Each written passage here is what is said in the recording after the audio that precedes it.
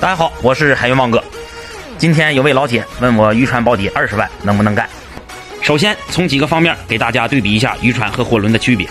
首先从船的大小来说，远洋货轮一般船长200到500米，船宽30米到60米不等，吨位一般在3到40万吨。渔船一般船长10到30米，船宽5到20米，吨位在几百到几千吨之间。住宿环境，货轮都是单人单间，卫生且私密，有独立的卫浴，24小时热水，高级海员会配有会客厅、冰箱等设施。看看我们这船上居住的个人房间啊，沙发单人单间啊，卫生间。这是木匠哥的房间。渔船多为上下铺，一般一个房间住4到10人，环境比较潮湿恶劣。从饮食上来说，货轮是分餐制。拿我们船来说，我们船是有退货费，所以说平常吃的会比较差，3菜1汤1水果。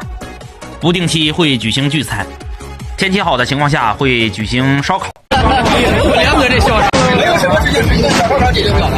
如果有，那再来一个开始。你采访一下，自己去采访。我是兄弟。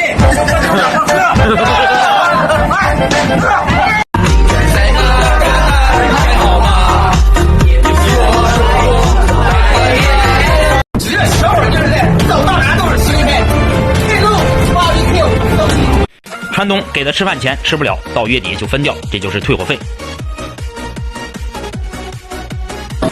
我们船每个月大概是120美金左右。渔船的话，吃的食物就比较单一。据我了解，远洋渔船6个月补给一次物资。远洋货轮航行时间过长，也会出现没有出菜的现象。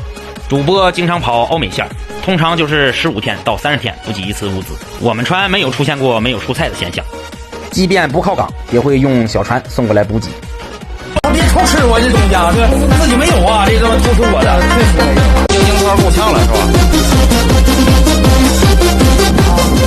从安全方面来说，我们船38000吨是个小船，10级风浪纹丝不动。渔船的话，那遇到一点风浪，那肯定是非常的酸爽。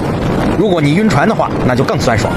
货轮海员水手的工作，平常就是敲锈刷漆、保养甲板，船舶航行的时候去操舵。靠港抛锚带缆支码头板，技工的话就是在技工室值班。这个就是怎么都说呢，就是早晨吃的有点多，绕葱的。渔船的话，主播没有干过，主播个人认为是非常危险的。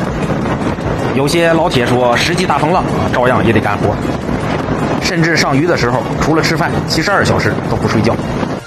实在坚持不住了，好心的船长会让你休息2-3个小时再继续干。